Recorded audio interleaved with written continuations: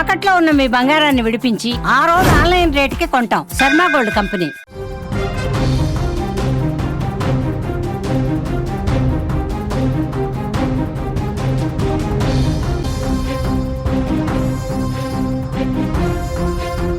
Breaking news చూస్తున్నాం. హత్య జరిగిన రోజు గండికోటలో ఉన్నది ఎవరు? ప్రస్తుతం పోలీసులు అన్ని విధాలుగా కూపీలాగుతున్నారు. గండికోటకు ఎందుకు వచ్చారు, ఎంతమంది వచ్చారు, వచ్చాక ఏం చేశారు, వైష్ణవిని అప్పుడు ఎవరైనా చూశారా, జమ్మలమడుగు పిఎస్లో విచారించిన 150 మందిలో నిందితులు ఉన్నారా? ఈ కోణంలో దర్యాప్తు చేస్తున్నారు. కేసులో నిందితులు ఎవరో తెలిసిన ఆధారాలు లభించనందుకే ఆలస్యం జరుగుతుందా? ప్రస్తుతం ఈ కేసులో ప్రతి అడుగడుగు పోలీసులు తనిఖీలు చేస్తూ ఉన్నారు, దర్యాప్తు చేస్తూ ఉన్నారు, విచారణ చేస్తూ ఉన్నారు. కానీ ఏ ఒక్క ఆధారం కూడా సరైనది ఇంకా లభించనట్టుగా తెలుస్తోంది. గండికోటలో వైష్ణవి హత్య జరిగి 10 రోజులుగా వస్తున్న నిందితులు ఎవరూ కూడా అసలు ఎవరు చంపారు వైష్ణవని అనే విషయాన్ని పోలీసులు కనిపెట్టలేకపోతున్నారు. అత్యంత తెలివిగా ఈ హత్య చేయడంతో ఆధారాలు దొరకడం లేదు. అన్ని కోణాల్లో పోలీసుల దర్యాప్తు అనేది కొనసాగుతుంది. ఆధారాల కోసం అన్వేషణ అనేది కొనసాగుతుంది. కుటుంబ సభ్యులే హత్య చేశారని అంతా అనుమానిస్తున్న అనుమానాలు నిజమే, కానీ క్లూస్ ఏవి, కానీ ఆధారాలు ఏవి? పోలీసులు కూడా నోట కూడా అసలు ఒక్క మాట రావట్లేదు. పలానా వ్యక్తి చంపారు, పలానా మనుషులు చంపారు, కుటుంబ సభ్యులే చంపారు, లేదు కుటుంబ సభ్యులకు సంబంధం లేదు, వేరే బయట వ్యక్తులు చంపారు. ఇలాంటివి ఎన్నో కనిపిస్తున్నా ఆధారాలు మాత్రం ఇంతవరకు లభ్యం కాని పరిస్థితి అయితే ఉంది. ఈ కేసు దర్యాప్తు కీలక పరిణామం చోటు చేసుకుంది. వైష్ణవి హత్య జరిగిన రోజు గండికోట ఆ పరిసర ప్రాంతాల్లో సంచరించిన వాళ్ళని సెల్ టవర్ లొకేషన్ ఆధారంగా గుర్తించి జమ్మలమడుగు పిఎస్కు పిలిపించారు. 150 మంది ఉన్నట్టుగా గుర్తించారు. ఆ 150 మందిలో ఎవరెవరు అక్కడికి ఆ ప్రాంతంలో ఎంతసేపు ఉన్నారు, ఆ 150 మంది ఎందుకని ఆ ప్రాంతానికి వచ్చారు, గతంలో ఎప్పుడైనా వచ్చారా, పర్టికులర్గా ఆ రోజు రావడానికి కారణం ఏంటి, వారితో పాటు ఎవరెవరు వచ్చారు, ఎంతసేపు ఉన్నారు, వాళ్ళు ఎవరెవరికి ఫోన్లు చేసి మాట్లాడారు, ఇవన్నీ కూడా పోలీసులు తెలుసుకుంటూ ఉన్నారు. కానీ ఇప్పటికీ మనకు అందుతున్నటువంటి సమాచారం ప్రకారం ఆ 150 మందిలో నిందితులు అసలు ఉన్నారా లేదా అన్నది కూడా పోలీసులు ఇంకా కనిపెట్టలేని పరిస్థితి. గత కొన్ని రోజులుగా మనం చూస్తున్నాం, 10 రోజులుగా విచారణ చేస్తూనే ఉన్నారు. కుటుంబ సభ్యుల మీద అనుమానం వ్యక్తం చేశారు. తల్లిదండ్రులే అన్నలకు చెప్పి మరీ ఈ దాడి చేపించారు, వైష్ణవని హత్య చేపించారు అని వార్తలు కూడా వచ్చినాయి. అన్నల్ని విచారించారు. బ్రహ్మయ్య కావచ్చు, కొండయ్య కావచ్చు, తర్వాత సురేంద్ర, వీళ్ళ ముగ్గురిని విచారించారు. కొన్ని అనుమానాలు లేవనెత్తారు. వచ్చినటువంటి ప్రశ్నల ఆధారంగా వాళ్ళని క్వశ్చన్ చేసినప్పటికీ కూడా సరైన ఆధారాలు వాళ్ళకు వ్యతిరేకంగా కనిపించలేదు. కాబట్టి పోలీసులు ఏమీ చేయలేని ఒక నిస్సహాయ పరిస్థితి ఉంది. కానీ పోలీసులు అన్ని కోణాల్లో దర్యాప్తు చేస్తూ ఉంటున్నారు. కర్నూలు రేంజ్ డీఐజీ కోయ ప్రవీణ్ గారు ఆ రోజు గండికోట ప్రాంతంలో ఆయన దర్యాప్తుల్లో భాగంగా, విచారణలో భాగంగా అక్కడికి వచ్చినప్పుడు ఈరోజు మధ్యాహ్నమే కొన్ని కీలకమైనటువంటి ఆధారాలు మాకు లభించాయి, ఈ సాయంత్రమే ఎస్పీ గారు మొత్తం చెప్పేస్తారా ఏం జరిగిందన్నారు. కానీ ఇప్పటికీ 10 రోజులు అవుతుంది. ఆయన చెప్పిన తర్వాత ఒక వారం రోజులు అవుతుంది. కానీ ఎక్కడ ఒక్కడు కూడా ముందుకు పడినటువంటి పరిస్థితి. అక్కడ అసలు ఏం జరుగుతుంది, పోలీసులు ఇప్పటికిప్పుడు ఇస్తున్నటువంటి ఇన్ఫర్మేషన్ అంటే తెలుసుకునే ప్రయత్నం చేద్దాం. మా ప్రతినిధి సుదర్శన్ ఫోన్ లైన్లో సిద్ధంగా ఉన్నారు. సుదర్శన్, ఏంటి అక్కడ సిచ్యువేషన్? 10 రోజులు అవుతుంది, కానీ కనీసం ఒక్కరు సంబంధించిన ఆధారం కూడా బయటపడలేదు. పోలీసులు ఇంకా ఎప్పుడు తెలుస్తారు? అక్కడ స్థానికులు కూడా విమర్శిస్తున్నారు పోలీసుల్ని. ఏం దర్యాప్తు చేస్తున్నారు, ఏం విచారణ చేస్తున్నారు, ఇంత టెక్నాలజీ ఉండి ఎందుకు కనిపెట్టలేకపోతున్నారు, ఇలాంటి విమర్శలు కూడా వస్తూ ఉన్నాయి. ఏమంటున్నారు పోలీసులు? పోలీసులు ఒకటే డైలాగ్ చెప్తున్నారు, 10 రోజులుగా విచారిస్తున్నాం. మీరు అన్నట్టు అన్ని కోణాల్లో విచారిస్తున్నాం అంటారు. ఎన్ని కోణాలు, ఎంతమందిని, ఎన్ని రోజులు, ఏం విచారిస్తున్నారు? విచారణలో ఒక పాయింట్ అయినా దొరికిందా, ఒక్క లీడ్ అయినా దొరికిందా, ఒక క్లూ అయినా పోలీసులు కనిపెట్టగలిగారా అనేది ఇప్పుడు అందరి నుంచి కూడా వినిపిస్తున్నటువంటి మాట. ఎందుకంటే ఇప్పటికే ప్రజా సంఘాలు, విరసం నేతలు వీళ్ళందరూ కూడా ఎంటర్ అయ్యారు, పోలీసుల తీరును తప్పుపడుతూ ఉన్నారు. మరోవైపు కుటుంబమే అన్నారు, బ్రీడ్ అన్నారు, ఒక్కొక్కరికి క్లీన్ చిట్ ఇచ్చే ప్రయత్నం చేస్తున్నారు. కానీ వైష్ణవిని చంపింది ఎవరో కనిపెట్టలేకపోతున్నారు. ఇంతకు పోలీసులు వైష్ణవికి న్యాయం చేయగలుగుతారా లేదా? ఈ కోణంలోనే ఇప్పుడు ప్రశ్నలన్నీ కూడా వినిపిస్తూ ఉన్నాయి. అంటే వాళ్ళకు ఉన్నటువంటి సోర్సు పోలీసులు మొదట ఆ రోజు అంటే 10వ తేదీ నుంచి 14వ తేదీ 4 రోజుల వ్యవధిలో గండికోటకు ఎంతమంది వచ్చారో వాళ్ళందరినీ కూడా విచారించాలనేది వాళ్ళు పెట్టుకున్నటువంటి టాస్క్. అందులో 400 మంది దాకా ఉన్నారు. వాళ్ళలో 150 మందిని ఇప్పటికే విచారించినట్టుగా తెలుస్తుంది. ఇక మరో టాస్క్ అక్కడికి వచ్చినటువంటి వెహికల్స్ అన్నిటినీ గుర్తించడం. ఆ వెహికల్స్ అన్నిటినీ కూడా గుర్తించారు. దానిపైన కూడా ఆరా తీయడం అయిపోయింది. ఇక గండికోట చుట్టూ ఉన్నటువంటి విలేజెస్, పొద్దుటూరు, హనుమనగుత్తి, జమ్మలమడుగు నియోజకవర్గంలో ఉన్నటువంటి చాలా ప్రాంతాలు. ఇప్పుడు గండికోట కొట్టాలో అని ఇంకొక ఊరుంది అటువైపు, గండికోట వైపు. అక్కడి నుంచి ఒక మార్గం ఉంది గండికోటకు, ఇంకొక మార్గం ఏదైతే ఇప్పుడు సీసీ కెమెరాలు ఉన్నాయో ఆ మార్గం కాకుండా వెనుక వైపు నుంచి ఒక మార్గం ఉంది. ఆ మార్గంలో ఏమైనా చంపిన వాళ్ళు రహస్యంగా వెళ్ళి ఉంటారా, లేకుంటే ఆ గ్రామాల్లో ఏమైనా తలదాచుకున్నారా అనేది దానికోసం కూడా విచారణ చేస్తూ ఉన్నారు.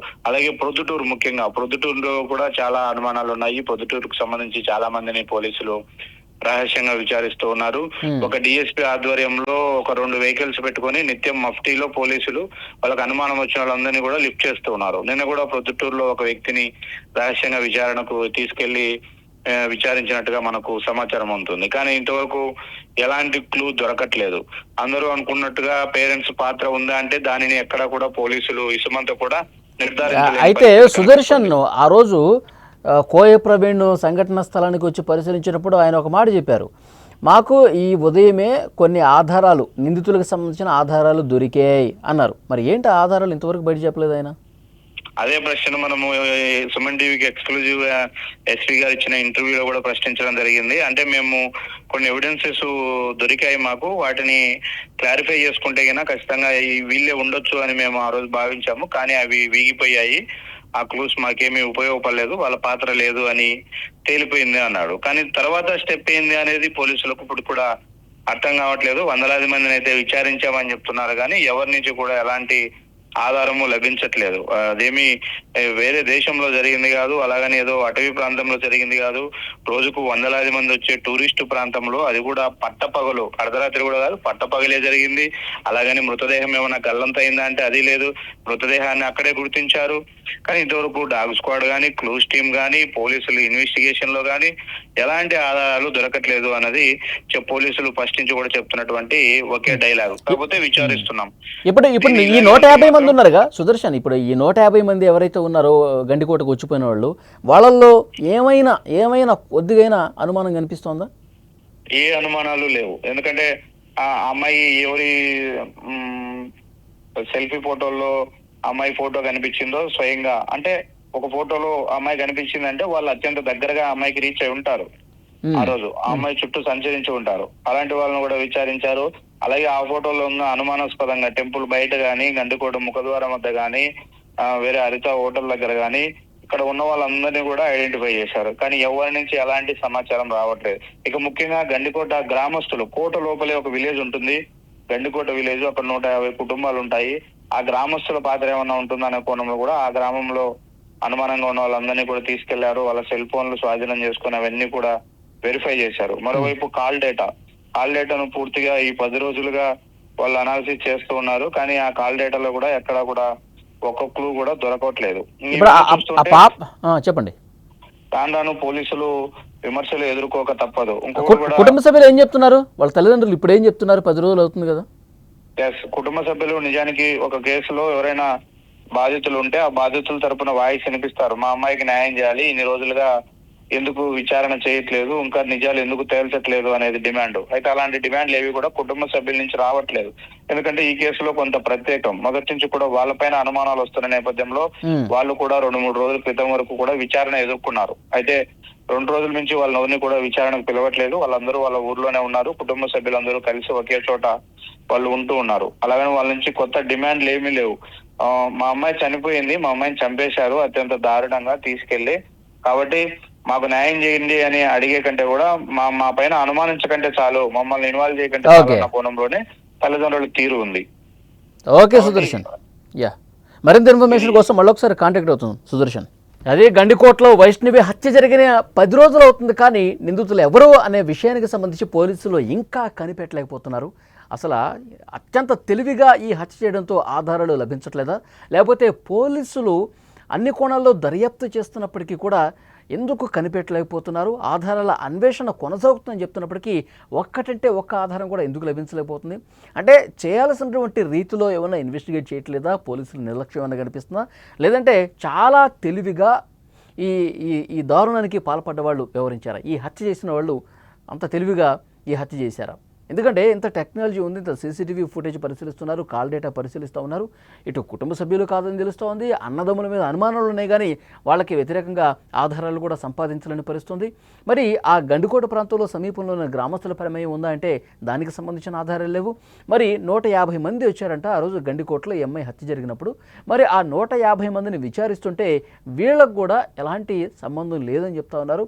అక్కడ కూడా అనుమానం రాలేదు, ఈ 150 మందిలో ఎవరైనా నిందితులు దాక్కొని ఉన్నారా, నిందితులు ఉన్నప్పటికీ కూడా ఏమన్నా కనిపెట్టలేకపోతున్నామంటే అది కూడా తెలియని పరిస్థితుంది. సో 10 రోజులు అవుతుంది, కానీ నిజం ఏదో ఒక రోజు బయటకు రాక తప్పదు.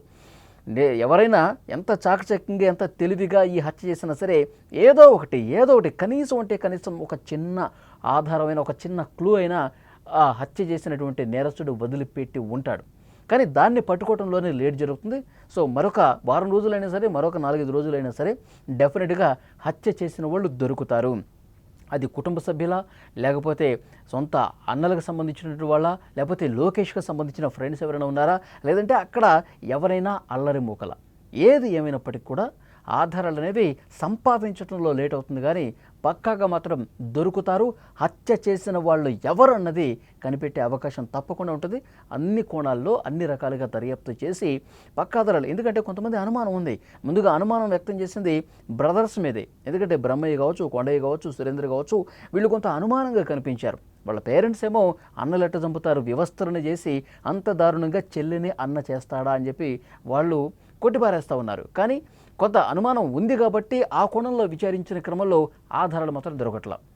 వాళ్ళు ప్రశ్నిస్తున్నారు, అనుమానం వ్యక్తం చేస్తున్నారు, వాళ్ళు కొంత తడబట్టుగా జవాబులు చెప్తా ఉన్నారు. అయినప్పటికీ కూడా ఆధారం అనేది చాలా ఇంపార్టెంట్. ఆధారం ముందు పెట్టి ప్రశ్నించాలంటే అందుకు తగ్గ ఇన్వెస్టిగేషన్ మరింత లోతుగా చేయాల్సినటువంటి అవసరం ఉందని పోలీసులు చెప్తున్నారు. మరోవైపు అసలు కుటుంబ సభ్యులకి సంబంధమే లేదనుకుందాం, గండికోట ప్రాంతంలో ఎవరైనా అల్లరి మూకులు వచ్చారనుకుందాం, వాళ్ళు ఈ సీసీ ఫుటేజ్లో కనిపించకుండా, కెమెరాల కంటికి చెక్కకుండా వెనక నుంచి వచ్చారనుకుందాం, వచ్చి మరి దాడి చేసి ఆమెని చంపేసి ముళ్ళ పొదల్లో పడేశారు అంటే దానికి ఒక రీజన్ ఉంటుంది కదా. అక్కడ అత్యాచారం జరగలేదని చెప్పి 100% చెప్తా ఉన్నారు. ఆ అమ్మాయి మీద ఎలాంటి అఘాయిత్యం జరగలేదు, కేవలం కడుపులో గుద్ది కాలేయం అక్కడ తీవ్రంగా గాయపడటం వల్ల ఆమె చనిపోయింది. కేవలం ఆమెని కడుపులో గుద్ది చంపేశారు. మరి అక్కడ గండికోట ప్రాంతంలో సంచరించే వాళ్ళు అల్లరి మూకలు ఉంటే కేవలం ఎందుకు చంపుతారు? ఒక అమ్మాయిని కేవలం చంపేసి ముళ్ళపొదలు ఎందుకు పడేస్తారు అంటే వాళ్ళకి ఎవరైనా చెప్పు ఉండాలి, ఈ అమ్మాయిని చంపేయండి అని చెప్పి ఎవరైనా ఇన్ఫర్మేషన్ ఇచ్చి ఉండాలి. సో అన్ని కోణాల్లో దర్యాప్తు చేస్తున్నారు. ఎవరు ఇన్ఫర్మేషన్ ఇచ్చి ఉంటారు, ఎవరు చంపుంటారు, అక్కడికి ఎవరు వచ్చి ఉంటారు, ఎటువైపు నుంచి వచ్చి ఉంటారు, ఎంత తెలివిగా చంపినా కానీ ఆధారాలు ఏదో ఒకటి దొరుకుతుంది కదా. సో అందుకే వెయిట్ చేస్తూ ఉన్నారు. 100% పక్కాగా ఆధారాలు లభించిన తర్వాతే మీడియా ముందుకు వస్తామని చెప్పి పోలీసులు చెప్తున్నారు. చాలా సీరియస్గా, ఎందుకంటే ఒక ఛాలెంజ్గా తీసుకున్నారు. పోలీసుల మీద విమర్శలు వస్తున్నాయి, పోలీసులు నిర్లక్ష్యం ప్రదర్శిస్తున్నారు, లేదంటే ఎవరినో కాపాడటానికి పోలీసులు ఈ విధంగా చేస్తూ ఉన్నారు. పోలీసులు ఎవరినో రక్షించడం కోసం దొరికినటువంటి ఆధారాలు కూడా అవి వీగిపోయాయి, దొరకలేదు అని చెప్పి కప్పిపుచ్చే ప్రయత్నం చేస్తున్నారు. ఇలాంటి విమర్శలు కూడా పోలీసుల మీద వస్తూ ఉన్నాయి. సో అందుకే వాళ్ళు కొంత ఛాలెంజ్గా తీసుకున్నారు.